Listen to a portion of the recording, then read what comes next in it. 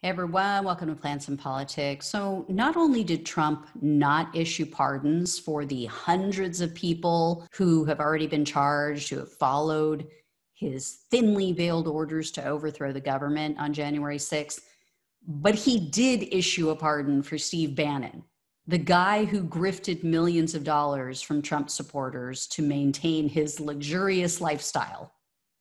So Trump double tapped his supporters on his way out the door. He didn't help them, and then he helped the man who hurt them.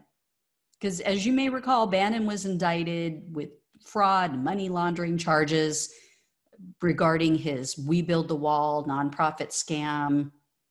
For anybody who's not familiar, basically he and three other men skimmed millions of dollars from this organization, even though they publicly stated that they would not take a penny. They promised that every single dollar raised would go directly to building a southern border wall. You know, that same border wall that was supposed to be paid for by Mexico. But this week, with just hours left in his presidency, Trump issued a pardon for Bannon, and only Bannon, which is really key here. So not only did Trump leave his Capitol insurrectionist supporters to fend for themselves, I mean, these people are facing legal bills, potential prison sentences, future criminal records that's going to make it much more difficult for them to find meaningful, good-paying employment. But he also left Bannon's fellow grifters to twist in the wind, because although he issued that pardon for Bannon, he didn't pardon the other three men. Timothy Shea, Brian Kolfage, and Andrew Bottolato. So this proves something. The fact that Trump pardoned Bannon alone proves that he didn't do so because he believes the charges are false or politically motivated, as Bannon claims. Because if he thought that these charges were bogus, he would have pardoned all four of them. So it means he pardoned Bannon for other reasons. A lot of people speculate it's because Bannon never flipped on him. He never ratted Trump out with everything that he knows. So this pardon absolutely necessitates an investigation. Because yes, a president can pardon anyone he wants, but if he grants a pardon for his own gain or own benefit, and there's any evidence that Trump dangled the idea of a pardon in front of Bannon for the purpose of keeping him quiet, then there can be legal consequences for both of them. But, what happens now? Because you have these other three men who are still in trouble.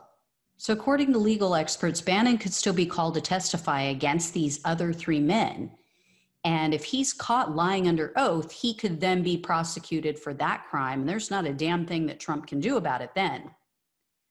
And they also say that Bannon might not be needed. So they might not even want to bring him in to testify because they have so much proof. They've compiled so much evidence against these men. They just left this massive breadcrumb trail of text messages and emails. And it's almost unbelievable how stupid they were with putting this stuff in writing and telling people, hey, I'm committing a crime. I'm funneling money through fake accounts.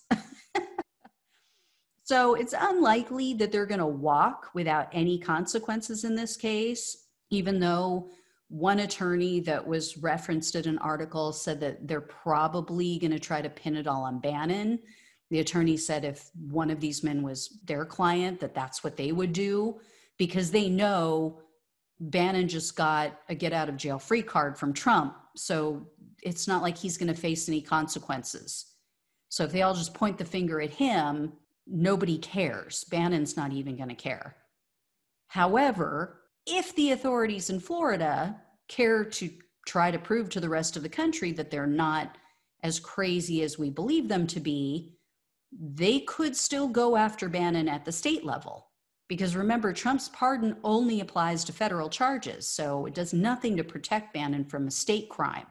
So we'll see, if Florida can pull it together, if they actually give a damn. I mean, pretty much the whole state is run by Republicans and Trump allies. So if they don't care and they do nothing, I won't be surprised. But if there's any justice left in this country, Bannon will spend some time in a jail cell before he dies, because he is a completely despicable white supremacist piece of trash.